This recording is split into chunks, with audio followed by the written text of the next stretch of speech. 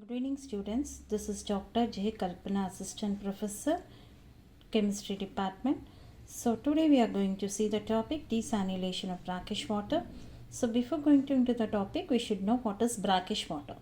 Brackish is nothing but the water that is containing high concentrations of the dissolved solids in it.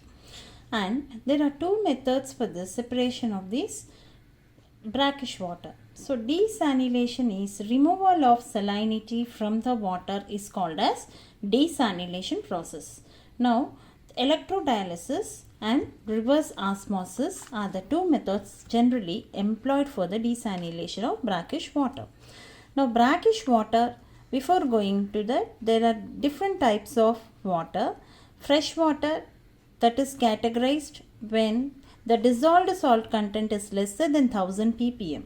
Similarly, for a water that is containing greater than 1000 ppm but lesser than 35,000 ppm of dissolved solids, that is considered to be brackish water. And the water that is containing greater than 35,000 ppm is called as seawater. Electrodialysis method is the first method we are going to see now. So in electrodialysis, the current is applied and ions are separated from the two sides of the compartment.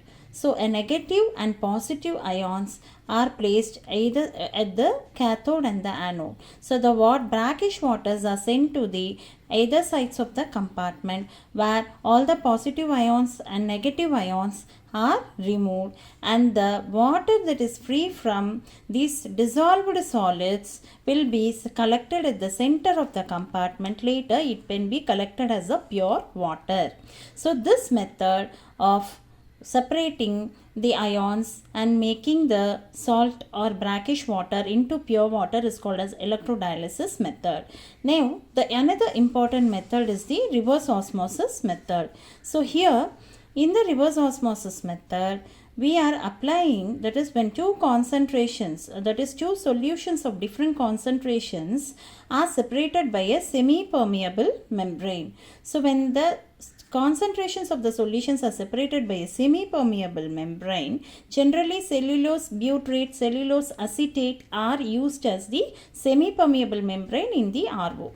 So on applying this, the water moves from the lower concentration to the higher concentration, and this process of moving from lower to higher concentration is called as osmosis, and the pressure exerted is called as the osmotic pressure.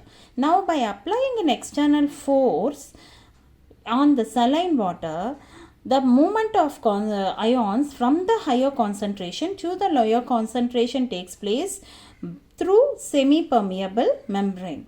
Now the movement of ions from the higher concentration to the lower concentration, here the semi-permeable membrane acts as a filter by filtering all the dissolved solids in it, and it sends to the lower concentration pure water.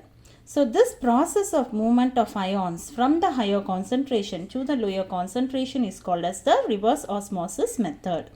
So here the pressure exerted is called as the reverse osmosis. So solution is equal to solvent plus solute in the reverse osmosis.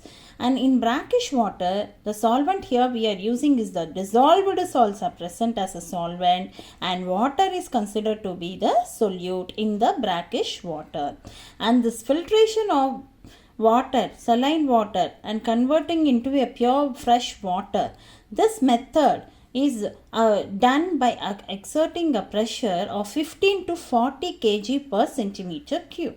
So by this pressure applying, the separation of ions from the saline water and converting to fresh water. Here during this process of filtration is called as the superfiltration method.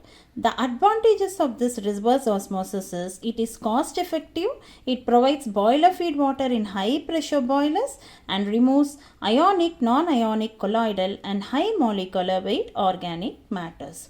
Hope you understood and enjoyed this video, students. Thank you.